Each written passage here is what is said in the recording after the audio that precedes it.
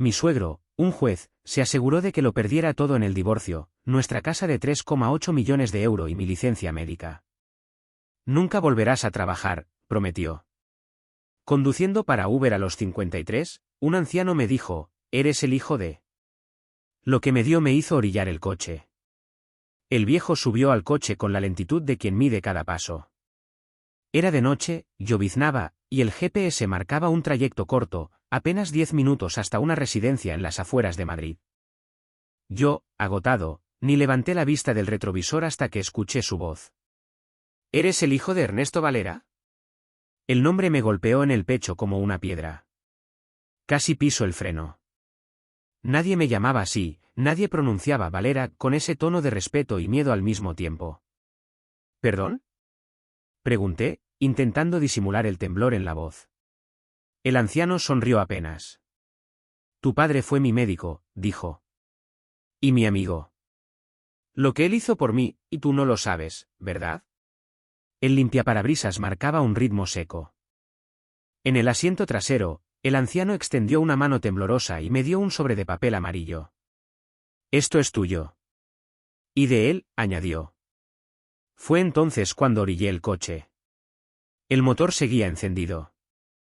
Afuera, las luces de los faroles caían como cuchillos sobre el asfalto mojado. Me llamo Daniel Valera, tengo 53 años, y alguna vez fui cirujano torácico en el Hospital Central de Madrid. Hoy conduzco un Uber alquilado, 12 horas al día, por 30 euros netos si tengo suerte.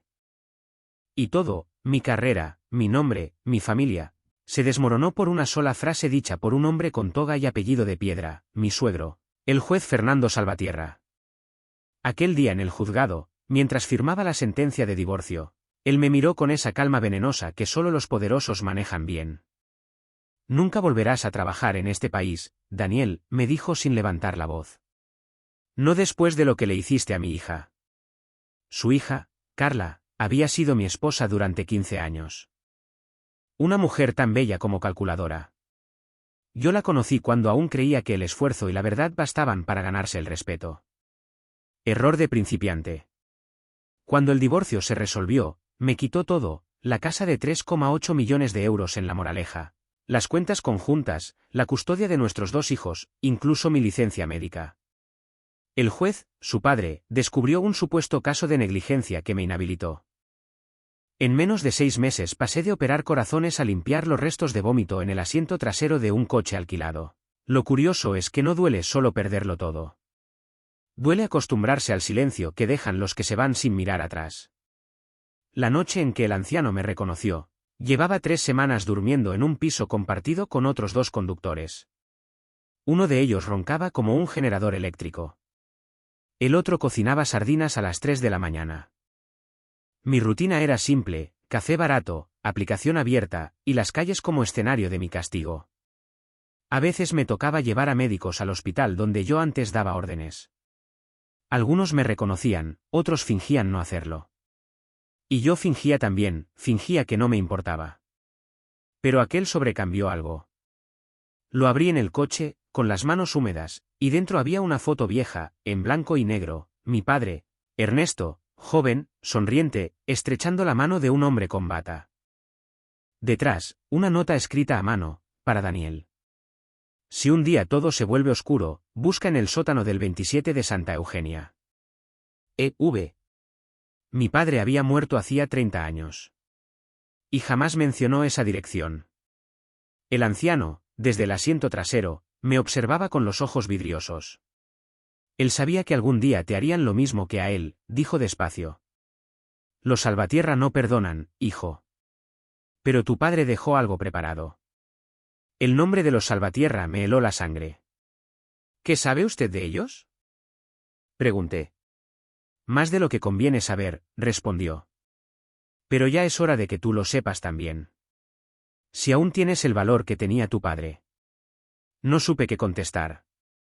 En el retrovisor, su rostro se perdió en la penumbra, y yo solo pude pensar en lo absurdo de la escena. Un médico arruinado, un anciano con secretos, y una dirección escrita en una foto vieja. Pero dentro de mí algo se encendió, una chispa que ni mi suegro ni su poder habían logrado apagar. El tráfico seguía fluyendo, indiferente. Las luces de los coches pasaban como fantasmas. ¿Por qué ahora?, le pregunté.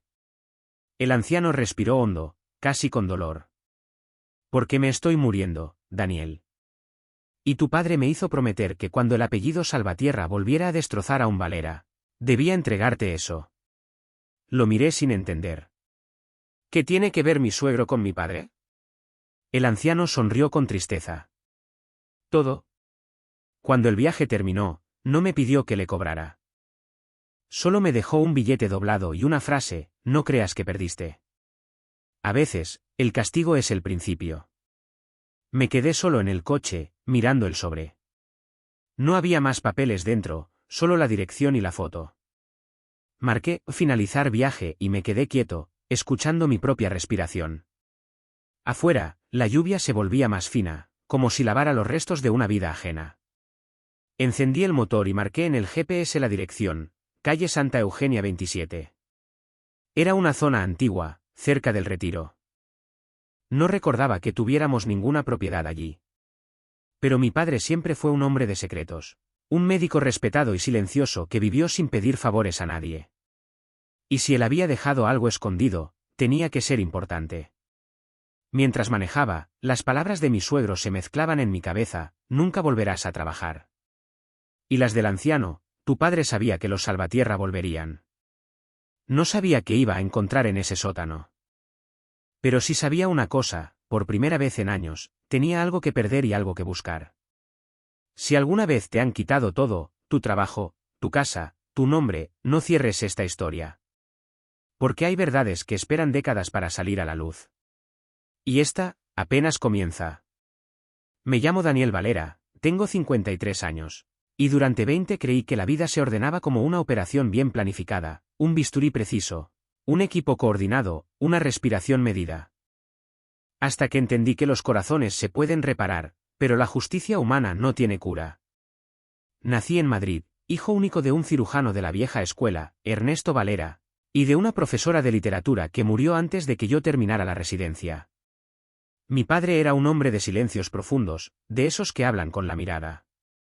Me enseñó que el respeto se gana trabajando, no rogando favores.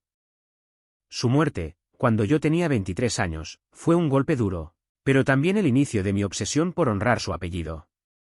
Estudié medicina en la Complutense, me especialicé en cirugía torácica y, durante años, viví esa versión limpia de mí mismo: bata blanca, turnos interminables, pacientes que agradecían con lágrimas.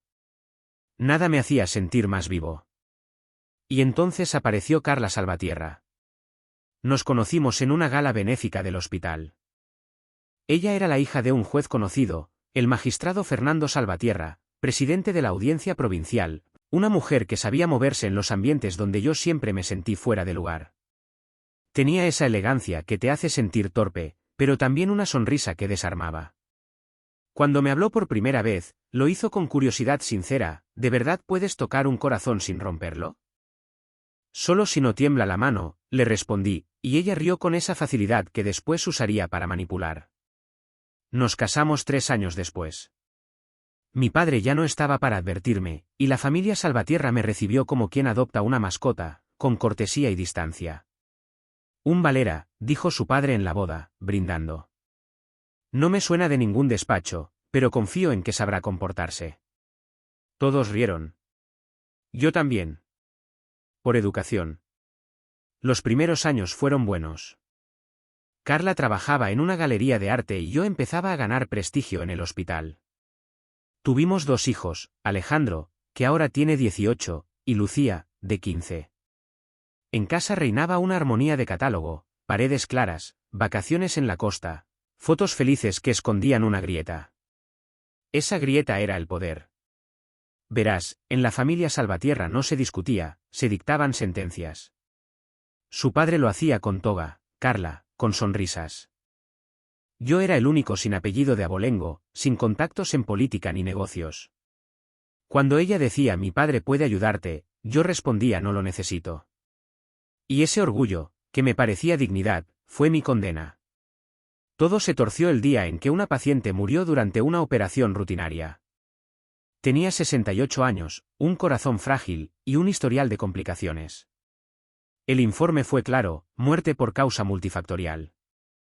Pero el marido de la paciente era un empresario amigo del juez Salvatierra. A la semana siguiente, un periodista publicó una nota anónima: cirujano prestigioso implicado en negligencia mortal. El hospital encubre el caso. Yo no sabía todavía que el autor del informe filtrado había sido el mismo abogado que asesoraba a mi suegro. Ni que Carla lo sabía desde antes de que el artículo saliera. La noticia se propagó como un virus. El colegio médico abrió una investigación, mis cirugías fueron suspendidas temporalmente. Pasé de operar 12 horas al día a llenar papeles de defensa con la sensación de estar luchando contra un fantasma con su toga puesta. Carla empezó a llegar tarde a casa. Decía que su padre la necesitaba para gestiones, que la familia debía protegerse. Yo la creía. Hasta que una noche encontré en su despacho una carpeta con copias de correos electrónicos entre ella y el abogado del empresario fallecido. El asunto del correo era simple: estrategia mediática, caso Valera. Recuerdo el frío que me subió por el cuerpo. Le pregunté directamente: ¿qué es esto, Carla? Ella ni siquiera fingió sorpresa. Es mi familia, Daniel. No iba a quedarme viendo cómo te hundías y arrastrabas mi apellido contigo. ¿Me hundías o me salvabas?, pregunté. Depende de cómo lo mires. Si aceptas el acuerdo, te inhabilitan 1 año y todo termina. Si no, mi padre puede hacerte desaparecer del colegio médico para siempre. Tenía razón. El juez Salvatierra no amenazaba, dictaba destino. Me negué. Quise defender mi nombre, y eso fue lo que terminó de destruirlo. A los 3 meses me notificaron oficialmente mi inhabilitación por mala praxis y falsificación documental. El informe probaba que yo había alterado los registros postoperatorios. Nunca lo hice, pero el sello del juzgado llevaba la firma de mi suegro. Apelé, claro. Me rechazaron. En menos de 6 meses perdí la licencia, la reputación y el sueldo. Carla, mientras tanto, ya había iniciado el divorcio. El día del juicio fue una obra maestra de su padre. Ella lloró lo justo, dijo que yo la había dejado sola, que había tenido crisis emocionales, que temía por los niños. Yo, sin abogado propio, el que tenía renunció misteriosamente 2 días antes, me limité a decir la verdad: solo quiero ver a mis hijos. El juez Salvatierra no necesitó levantar la voz. Por su bien, doctor Valera, sería prudente mantenerse alejado de ellos hasta resolver sus problemas profesionales. Esa fue la sentencia. Sin firma visible. Sin apelación posible. La casa en La Moraleja, comprada con parte de mi herencia y otra parte de un préstamo, pasó por equidad a Carla, junto con el coche, las obras de arte, y la cuenta que habíamos compartido durante años. A mí me quedó una maleta y un coche usado que vendí para sobrevivir. Cuando todo se hundió, desaparecí.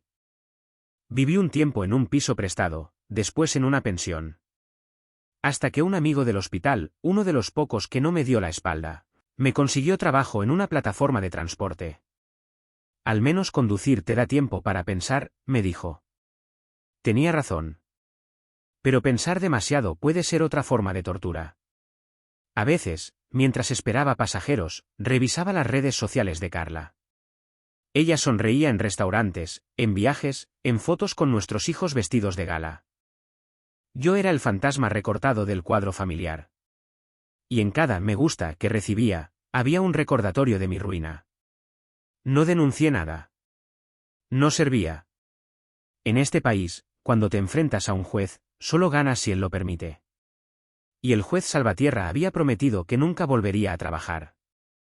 Por eso aquella noche, cuando el anciano mencionó su nombre, sentí el pasado abrirse como una herida vieja. Mi padre, el hombre que siempre desconfiaba del poder, había dejado una dirección. Calle Santa Eugenia 27. Durante años pensé que mi padre no tenía enemigos. Ahora empezaba a sospechar que había tenido los mismos que yo. Esa noche no dormí. Encendí el ordenador viejo que me quedaba y busqué la dirección en el catastro. La propiedad seguía registrada a nombre de E. Valera, 1989. No se había vendido, ni heredado, ni transferido. 34 años sin movimiento. ¿Qué había escondido mi padre allí? ¿Y por qué el anciano dijo que los Salvatierra también habían destruido su vida? El amanecer me encontró con la ropa del día anterior y la cabeza en llamas. Por primera vez desde el divorcio, sentí que tal vez no todo estaba perdido. Tal vez el poder de los Salvatierra no era invencible. Tal vez mi padre había dejado algo que podía salvarme, o terminar de hundirme. Me miré en el espejo del baño del piso compartido, ojeras, barba gris, los ojos de un hombre que alguna vez sostuvo un bisturí y ahora sostenía un volante. Y me hice una promesa, iba a descubrir qué había en ese sótano. Aunque eso significara enfrentar al mismo juez que me quitó todo. La mañana en que decidí ir a Santa Eugenia 27, el cielo de Madrid estaba gris, pero no de esos grises tranquilos, era un gris eléctrico, cargado, como si el aire supiera algo que yo todavía no. Metí el sobre en la guantera del coche, junto con una linterna, una navaja suiza vieja y un termo de café. No tenía plan. Solo intuición. Y miedo. La dirección quedaba en una calle estrecha, de edificios bajos y fachadas antiguas. Al llegar, vi que el número 27 era una clínica abandonada, con un cartel oxidado que decía, Centro Médico Valera, atención integral. Me quedé un minuto dentro del coche. Mi padre nunca me habló de haber tenido su propio centro médico. En mi mente, él siempre fue el cirujano del hospital público, el que llegaba a casa tarde y con las manos temblorosas de cansancio. Salí. Las ventanas estaban tapiadas con tablones húmedos. La puerta principal, cerrada con un candado grueso. Miré alrededor, una frutería cerrada, un portal con buzones y una anciana paseando un perro que me miró como si reconociera mi apellido. Metí la llave que venía en el sobre. Encajó. El metal cedió con un chirrido que sonó como una respiración vieja. Empujé la puerta y el olor a polvo me llenó la garganta. Dentro había muebles cubiertos con sábanas, un mostrador y un reloj detenido a las 10:42. Cada paso que daba levantaba un eco y un recuerdo imaginario, mi padre atendiendo pacientes, escribiendo en su libreta, llamándome hijo sin saber que años después su voz sería lo único que me quedaría. Avancé hacia el fondo. La pared tenía una escalera metálica que bajaba a un sótano. La linterna iluminó una placa, área de archivos y muestras clínicas. Bajé despacio. El aire era más frío, húmedo, con ese olor que solo tiene lo que lleva décadas esperando. Al final del pasillo, una puerta reforzada con una cerradura de combinación. 3 números marcados con polvo. Pensé en la fecha del sobre, 27 de septiembre de 1989, la inscripción del registro del local. Giré el dial, 2-7-9. Un clic. El mecanismo cedió. Dentro había un escritorio de metal, un archivador con etiquetas amarillas y una caja fuerte empotrada. Sobre el escritorio, una carpeta con mi nombre escrito a mano, de Valera. La abrí. Dentro había recortes de periódicos viejos, copias de informes judiciales y fotos en blanco y negro de mi padre con hombres de traje. En una de ellas reconocí al juez Salvatierra, joven, sin canas, estrechándole la mano. Debajo, una nota manuscrita. Fernando y yo fundamos la clínica juntos. Él puso los contactos. Yo, el trabajo. Pero el dinero no era suyo. Era de alguien más. Si estás leyendo esto, hijo, significa que ya te enfrentaste a él, como yo tuve que hacerlo. No confíes en nadie que te diga que lo hace por tu bien. Busca el expediente, C09. Es la prueba. Las palabras me quemaron las manos. Busqué en el archivador. Había carpetas numeradas del 01 al 10. Saqué la 09. Dentro, un documento notarial con sellos de la época, contrato de préstamo entre Valera y F. Salvatierra. Monto, 600.000 pesetas. Origen, Fundación Médica Cervantes. Y debajo, un segundo documento, informe confidencial, transferencias ilícitas. Proyecto Sanidad Ética, 1990. Leí las primeras líneas y sentí que el suelo se me movía. El juez Fernando Salvatierra y el doctor Ernesto Valera crearon una estructura para desviar fondos de investigación médica hacia cuentas privadas. Cuando Valera quiso denunciar, fue amenazado. Se ocultan pruebas en la clínica de Santa Eugenia. ¿Mi padre, implicado en fraude? No podía ser. Volví a leer. En el margen, con su letra, estaba escrito. No firmé. Me negué. Me acusarán igual. Si algo me pasa, Salvatierra sabrá por qué. Sentí un golpe seco en el pecho. El aire del sótano era denso, como si guardara las mentiras de 3 décadas. El juez Salvatierra lo había hecho antes. Ya había destruido a mi padre. Y yo, su hijo, había sido su segunda víctima. De pronto, un ruido arriba. Pasos. Me quedé inmóvil. Alguien había abierto la puerta principal. Apagué la linterna. El corazón me latía en la garganta. Escuché una voz femenina. «Papá, ¿eres tú?» Era Lucía, mi hija. Su voz dulce, asustada, resonando entre las paredes muertas. Subí despacio. Ella estaba en la entrada, con el uniforme del colegio y el móvil en la mano. «Papá, me dijo mamá que te vio por aquí». «¿Qué haces?» Me quedé quieto. No podía entender cómo me había encontrado. «Lucía, ¿quién te trajo?» «El abuelo», dijo, bajando la mirada. Preguntó en la frutería si alguien te había visto. Luego me dejó en la esquina y me dijo que te entregara esto. Me extendió un sobre cerrado. Tenía el escudo del juzgado. Y que te dijera que estás cometiendo un error. Me tembló la mano. Abrí el sobre. Dentro había una orden judicial. Prohibición de acercamiento a la menor Lucía Valera por intento de manipulación psicológica. El suelo se me fue. «¿Qué? ¿Qué es esto?» balbuceé. Lucía me miró confundida, con los ojos del miedo que no entiende. Dijo que si volvías a buscarme, te meterían en la cárcel. «Papá, vámonos, por favor». «No, hija», dije, sujetándola suavemente por los hombros. «No sabes lo que está pasando». Él nos mintió. Nos mintió a todos. Entonces escuché otra voz, grave, firme, inconfundible: «Aléjate de mi nieta, Daniel». El juez Salvatierra estaba en la puerta. No vestía toga, pero la autoridad se le colgaba del cuerpo como un arma. «¿Cómo supiste que estaba aquí?», pregunté. «No olvides con quién te enfrentas», respondió. «Algunos lugares tienen oídos, incluso los que crees abandonados». Lucía retrocedió. Él se acercó despacio, medido, con ese tono paternal que me helaba desde siempre. «Tu padre fue un hombre brillante, pero ingenuo. Como tú. No quiso jugar las reglas del poder, y mira cómo terminó». «¿Lo mataste?», le escupí, temblando. Su sonrisa fue mínima. Digamos que, se quitó del medio.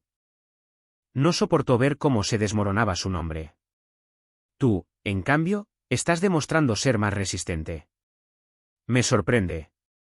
Di un paso hacia él. Tú fabricaste el informe que me inhabilitó. Y ahora usas a mis hijos. No fabriqué nada, Daniel, dijo, acercándose hasta quedar a 1 metro.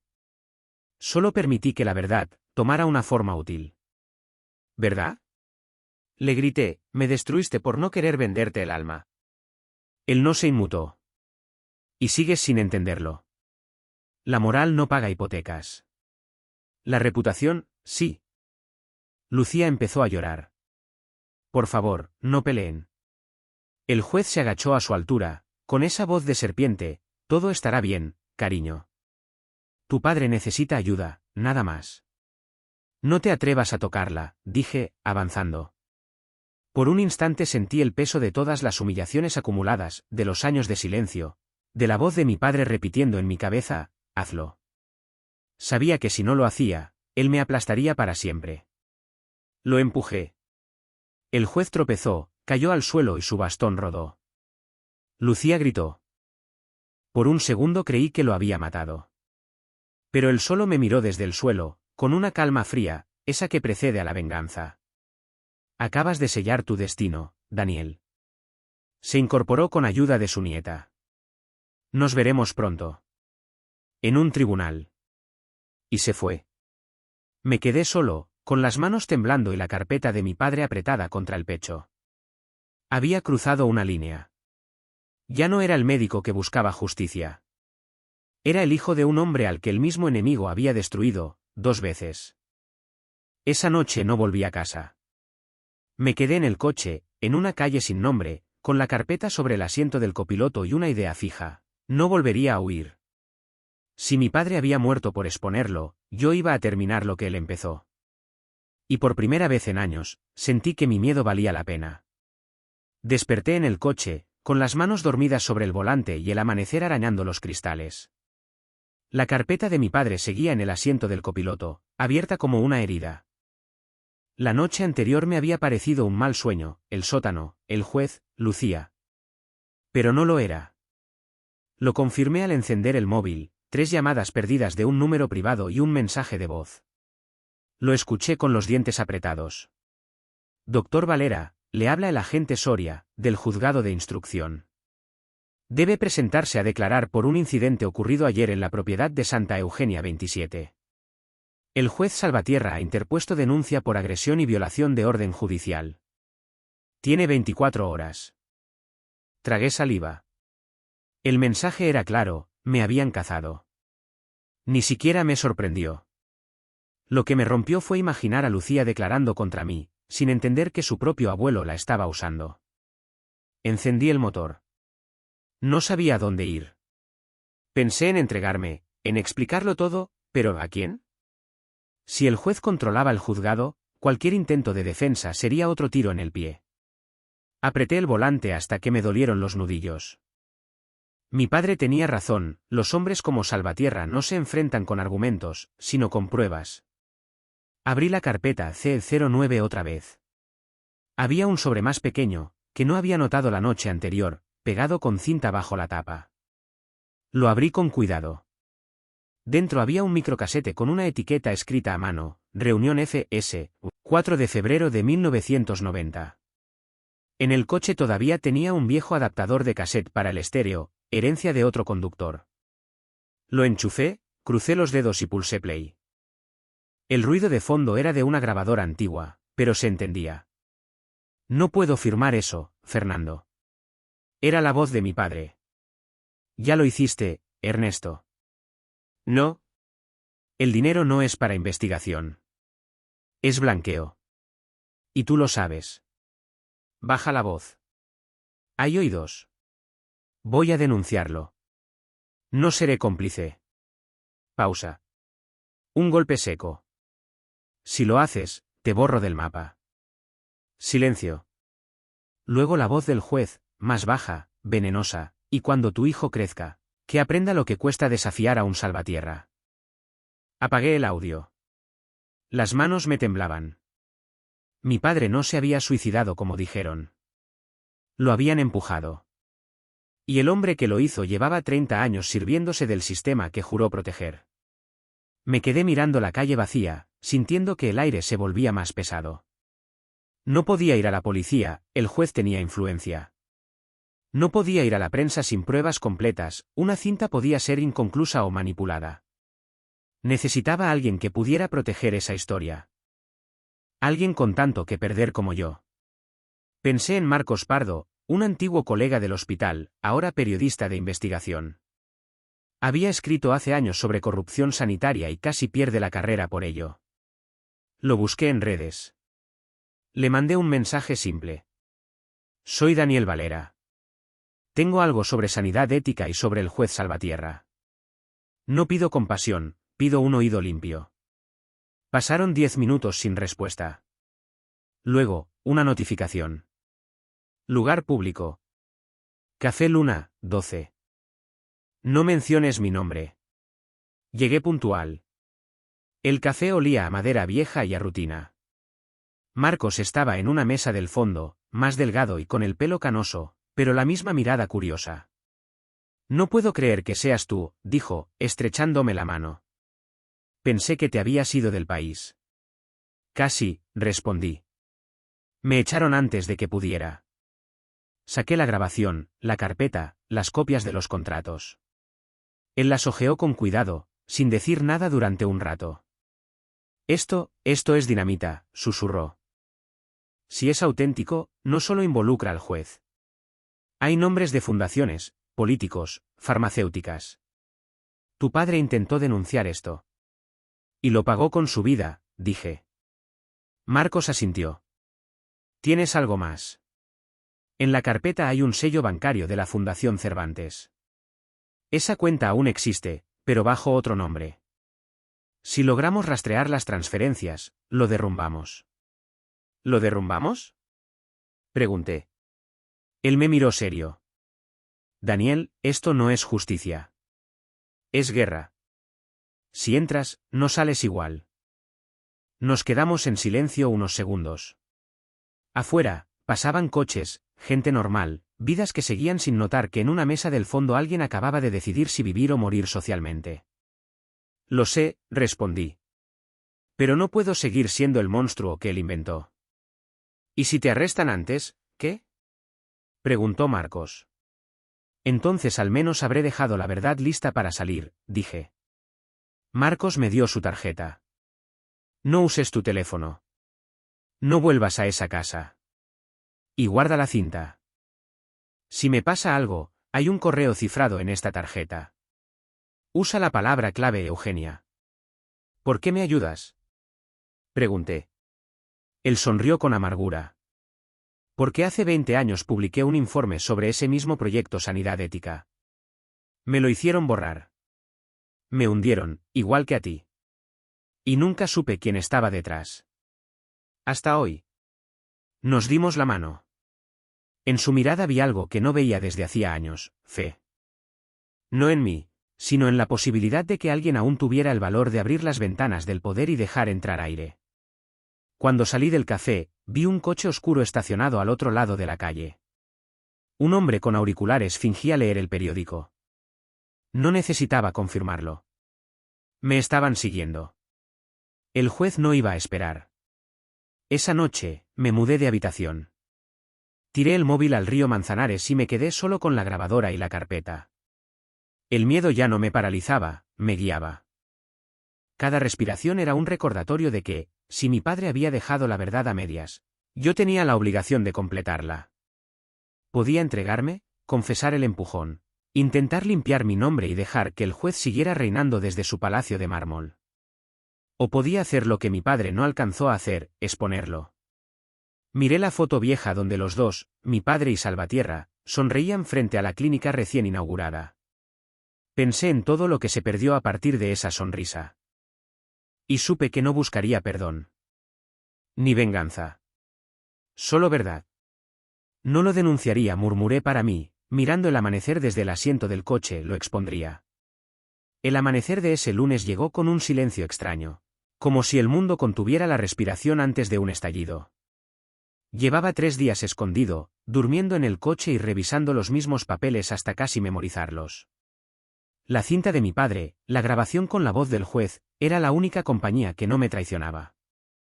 Cada vez que la escuchaba, algo dentro de mí se reparaba y se rompía al mismo tiempo. Marcos, el periodista, me escribió desde un correo cifrado. Conseguí las transferencias.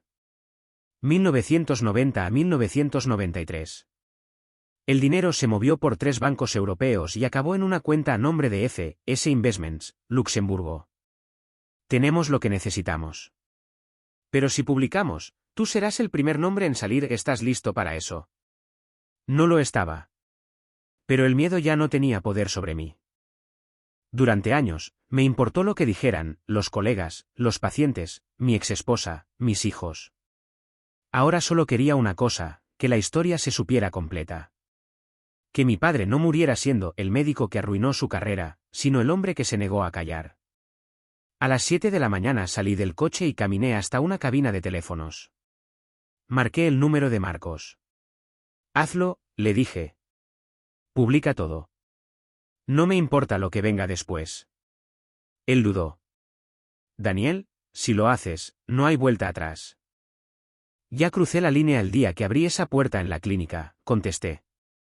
Ahora solo quiero que se escuche su voz. Colgué antes de que pudiera responder. A veces, la justicia empieza con una simple decisión, no seguir mintiendo. A las 10:03, los principales portales de noticias publicaron el artículo. Escándalo en la audiencia provincial, grabaciones revelan corrupción médica y encubrimiento judicial. El juez Fernando Salvatierra, implicado en desvío de fondos y manipulación de pruebas. Nuevos documentos y audios del fallecido doctor Ernesto Valera confirman una red de lavado de dinero en la Fundación Médica Cervantes. La nota incluía extractos del audio, el contrato original y una foto de archivo de mi padre. No mencionaba mi nombre completo, pero bastaba con leer entre líneas. El país entero supo quién era el hijo del doctor Valera. Apagué la radio y respiré hondo. En el retrovisor vi mi reflejo, las ojeras, la barba cana, la mirada distinta.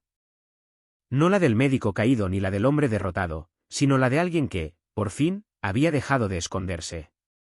Esa misma tarde, la televisión mostró imágenes de los juzgados. Cámaras, reporteros, y el juez Salvatierra saliendo escoltado por 2 agentes. Su rostro, siempre imperturbable, se veía gris, sin máscara. La voz de la periodista decía: fuentes confirman que el magistrado fue suspendido temporalmente. La Fiscalía investiga presunto cohecho, fraude y manipulación de pruebas en al menos 3 casos. Entre ellos, la inhabilitación del doctor Daniel Valera. Me quedé quieto frente a una pantalla de escaparate. Nadie me reconoció. Un niño pasó corriendo con una mochila azul, igual a la que usaba mi hijo cuando tenía 5 años. Sentí un nudo en el estómago, pero no lloré. Las lágrimas se habían secado hace tiempo. Llorar no repara. La verdad, sí. 2 días después, toqué el timbre de una casa en Pozuelo. Lucía abrió. Tenía el uniforme del colegio y los ojos hinchados. Durante un instante, pensé que cerraría la puerta. Pero no lo hizo. Vi la noticia, susurró. Mamá no para de llorar. El abuelo, dicen que está detenido. Asentí. No quería hacerte daño, Lucía. Solo quería que supieras quién era tu abuelo de verdad, y quién fue tu otro abuelo también. ¿Y ahora qué va a pasar?, preguntó. No lo sé, dije con la voz rota. Pero ya no tenemos que fingir que somos los malos. Ella me abrazó. No fue un abrazo largo, ni perfecto. Fue el de una hija que, por primera vez, no tenía miedo. Papá, el abuelo decía que tú eras peligroso. Pero tú solo querías decir la verdad, ¿verdad? Eso intenté. Y tú me diste la fuerza para hacerlo. Nos quedamos así unos segundos, en silencio. Después, me despedí. No quería ponerla en riesgo. Antes de irme, ella me detuvo y me entregó algo, un colgante de plata, el que mi madre le había regalado a Carla años atrás. Mamá dijo que esto era tuyo. Que lo guardó por si algún día querías volver. Lo tomé. Era un corazón dividido en 2 mitades. Por dentro, un grabado casi borrado. La verdad no muere. Me temblaron las manos. Gracias, hija. ¿Volverás?, preguntó ella. Cuando todo esto termine, respondí. O cuando empiece de nuevo. Esa noche, Marcos me llamó. Su voz sonaba tensa, pero satisfecha. Lo logramos. El juez renunció.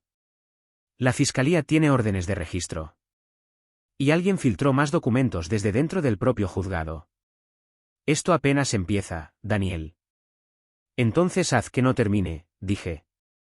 No dejes que vuelvan a enterrarlo. Colgué. Me quedé solo, mirando Madrid desde un puente, el mismo donde mi padre solía llevarme a ver pasar los trenes. El aire olía a lluvia. Pensé en todo lo que había perdido, mi casa, mi carrera, mi reputación. Y sin embargo, por primera vez, no sentí vacío. Sentí paz. El juez Salvatierra pagaría. Quizá no con cárcel, pero sí con lo que más dolía a los hombres como él, la vergüenza pública, la caída del pedestal. Mi padre tendría justicia, aunque yo nunca recupere mi título. Y Lucía sabría que su apellido no era una sombra, sino una historia limpia, recuperada. Esa noche escribí las últimas palabras de este relato en una libreta nueva. No como médico, ni como víctima, sino como testigo. La verdad no se gana, se rescata. Mi padre no murió por miedo, murió por decencia. Yo no lo vengué, lo completé. Apagué el motor del coche y lo dejé junto al río. El amanecer iluminaba la ciudad como una cicatriz que empezaba a cerrarse. Y por primera vez en mucho tiempo, no tuve miedo de mirar hacia adelante. Suscríbete al canal para recibir cada día nuevas historias de Reddit antes que nadie.